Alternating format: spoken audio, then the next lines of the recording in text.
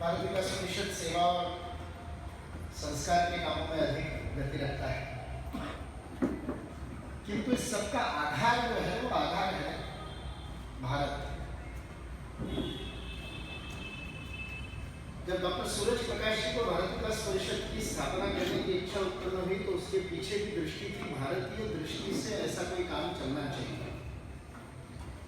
वो देखते थे कि जितने अभिजात वर्ग के भारत में लोग हैं वो किसी न किसी सेवा के काम की दृष्टि से या एकत्र जाने की दृष्टि से कुछ साथ में समय बिताने की दृष्टि से किसी न किसी क्लब के सदस्य बनते हैं। तो कोई लायंस क्लब का, कोई रोटरी क्लब का, कोई जेएसएस क्लब का सदस्य बनता है। तो डॉक्टर सूरज प्रकाश के मन में आया कि इन सबकी धारणा कहीं ना कहीं विदेश में, इनका बीज कहीं ना कहीं विदेश में। तो क्या भारत के संपन्न वर्ग के लोग जिनके पास कुछ है और कुछ करना चाहते हैं, वो भारतीय दृष्टिकोण से इकट्ठा आकर के कुछ काम नहीं कर सकते क्या? इस विषय को लेकर के 1963-64 में भारत विकास परिषद की स्थापना हुई। तो भारतीयता का मूल इस संगठन के पीछे है। और वही बात 1969 में कुछ शिक्षाविदों के मन में आई। लगभग वही समय था 1963-64 का ही, कि जिस समय महाराष्ट्र में मुंबई में भारतीय शिक्षण इस नाम से एक मराठी में और मासिक पत्रिका का प्रारंभ हुआ। स्थान नहीं था, कहाँ करेंगे? तो जो लोग उसमें जुड़े हुए शिक्षाविद थे, जो भारतीय शिक्षा प्रारंभ करना चाहते थे, शिक्षा का भारतीय स्वरूप प्रारंभ करना चाहते थे, वो इस मैगजीन के लिए बैठकें रेलवे के प्लेटफॉर्म पे करते थे। मुंबई में जो लोकल रेलवे चलती है, उस लोकल रेलवे से उनका समय तय होता था कि फलाने प्लेटफॉर्म पर हम शाम को 6 बजे एकत्रित होंगे और वहाँ बैठ करके तय करते थे कि भारतीय शिक्षण के अगले अंक में, अगले महीने में कहाँ से किस से कौन लेख लाएगा, कैसे छापेंगे। अपने घर से पैसा लगा करके इस मासिक पत्रिका को, मैगजीन को उन्होंने चलाया। उन्हीं शिक्षाविदों के मन में विचार आया कि देश तो स्वतंत्र हो गया है, किंतु वास्तविक अर्थ में स्वतंत्रता आई क्या? स्वतंत्र शब्द में दो शब्द है, स्व और तंत्र। स्व यानी हमारा अपना, तंत्र यानी सिस्टम। आज हम चारों तरफ देखते हैं तो क्या हम अपने सिस्टम से, अपनी व्यवस्था से, हम अपने तंत्र से काम कर रहे हैं क्या? तो हमारे मन में आता है कि नहीं, ऐसा तो नहीं है। तो 1947 में इस देश में राजनीतिक परिवर्तन हो गया, यूनियन जैक हट गया और उसकी जगह तिरंगा झंडा लहरा लिया, और अब अंग्रेजों का राज होने की जगह भारत में भारतीयों का राज हो गया। 1950 में हमने अपना संविधान भी बना लिया और हम भारतवासी अपने आप को अपना संविधान देते हैं, ऐसा बोल करके हमने उसको स्वीकार किया 26 जनवरी को। किंतु केवल अपना संविधान लागू होने से, केवल अपने लोग सत्ता में आ जाने से क्या तंत्र अपना हो गया? क्या न्याय का तंत्र हमारा अपना है? क्या राजनीति का तंत्र हमारा अपना है? क्या अर्थतंत्र हमारा अपना है? पहले 40-50 साल हमने कहा कि रशिया बहुत अच्छा है तो रशिया के पीछे जाएंगे, तो उसको कॉपी किया। फिर 89 में जब रशिया का पतन हो गया और रशिया के टुकड़े टुकड़े हो गए, तो हमारे तब के विद्वान लोगों को लगा कि अब रशिया खत्म हो गया तो अब कॉपी कहाँ करेंगे? तो उन्होंने ढूंढा तो बोला अब अमेरिका को कॉपी करते हैं। तो पूरे के पूरे देश को एक नकलचियों का देश बना दिया। हम सारी नीतियों के लिए नकल करते हैं। और इसके मूल में जाकर के जब विचार किया इन शिक्षाविदों ने, तब उनके मन में आया कि ये सारी व्यवस्थाएं अभारतीय इसलिए है, स्व का तंत्र इसलिए नहीं आया क्योंकि शिक्षा का तंत्र अभारतीय। डॉक्टर कोठारी, दलपत सिंह कोठारी, जो कोठारी कमीशन के प्रमुख थे, उन्होंने 1968 में जब कोठारी कमीशन के रूप में भारतीय शिक्षा को सुधार करने के लिए एक समग्रता से एक डॉक्यूमेंट सरकार के सामने प्रस्तुत किया। 68 में प्रस्तुत किया हुआ है, आज तक इंप्लीमेंट नहीं हुआ, वो अलग बात है। अब हम फिर नई शिक्षा नीति बनाए। उससे पहले राधाकृष्णन आयोग बना। राधाकृष्णन आयोग की भी संस्कृतियां आप पढ़ेंगे तो राधाकृष्णन आयोग में वो सीधे शब्द प्रयोग करते हैं डॉक्टर राधाकृष्णन कि इस देश में धार्मिक शिक्षा दी जानी चाहिए, ये उनके शब्द है। और वो आगे उसको क्वालिफाई करते हैं, जब मैं धार्मिक शिक्षा, धर्म शिक्षा शब्द प्रयोग किया उन्होंने।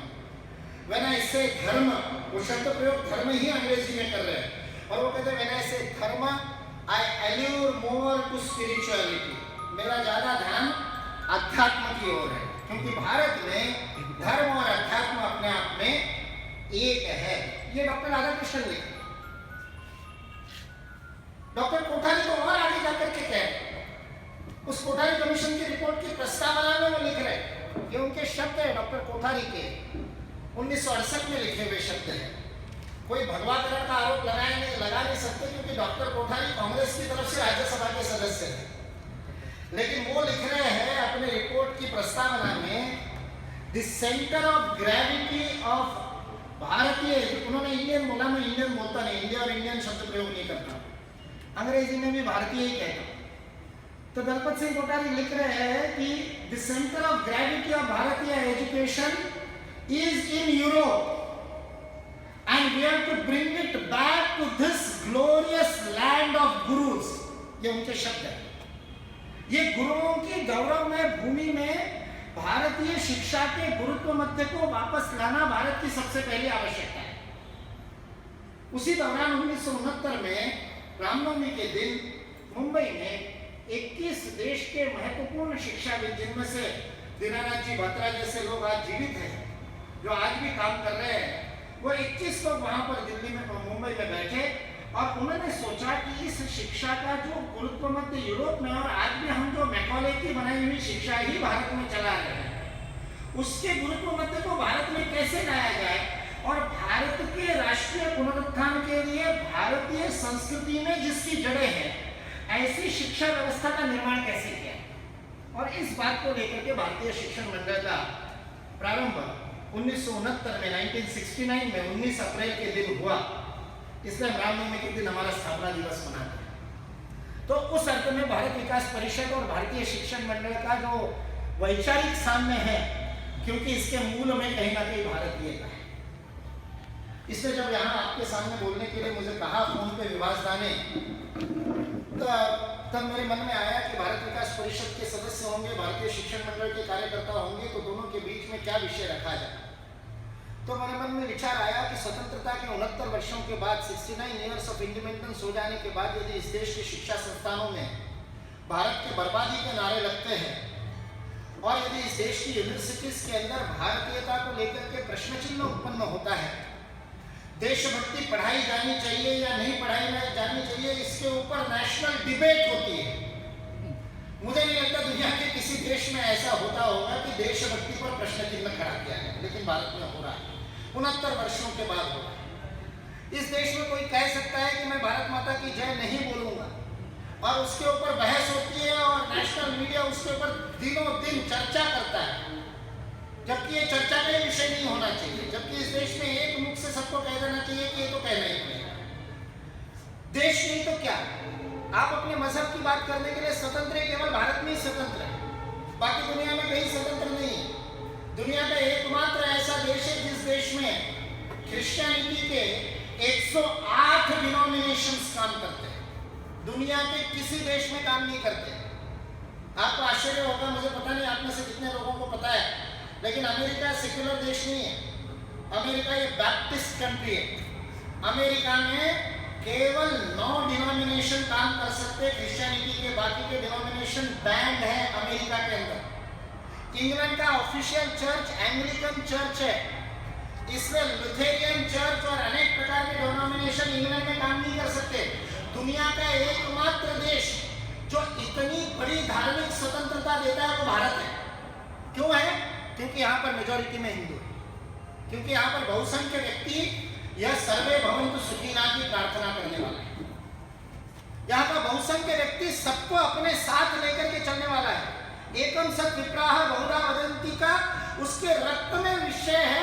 वो जानता है कि सत्य को अलग अलग ढंग से बताया जा सकता है, केवल मेरा ही सत्य, मेरा ही भगवान, भगवान तुम्हारा तो शैतान, ये कहने वाला यहाँ का बहुसंख्य व्यक्ति नहीं है, इसलिए बाकी को मिल रहा है। और उस स्वतंत्रता का दुरुपयोग करके यदि कोई कहता है कि भारत माता का जय मैं नहीं लगाऊंगा, तो उसके ऊपर चर्चा नहीं होनी चाहिए, उसके ऊपर क्रिया होनी चाहिए। लेकिन ये चर्चा क्यों हो रही? क्योंकि हमारी शिक्षा में से भारत गायब है। भारत का अर्थ हमारे हृदय में तो है, भारत का अर्थ हमारे आचरण में तो है, बहुसंख्य लोगों के आचरण में तो है, लेकिन हमारे दिमाग में नहीं, हमारे बुद्धि में नहीं, हमारे विचार में नहीं, हमारी शिक्षा में नहीं। इसलिए इस देश का अशिक्षित व्यक्ति अधिक भारतीय है शिक्षित व्यक्ति से। और यहां अगर मैं भारतीय कह रहा हूं तो मैं सिटीजनशिप की बात नहीं कर रहा हूं, मैं सांस्कृतिक भारतीयता की बात कर रहा हूं। और वो सांस्कृतिक भारतीयता हमारे अशिक्षित व्यक्ति में ज्यादा है। वो भारत को ज्यादा अच्छी तरह से समझता है, वो भारत को ज्यादा करीब से जानता है, वो भारत को जी रहा है।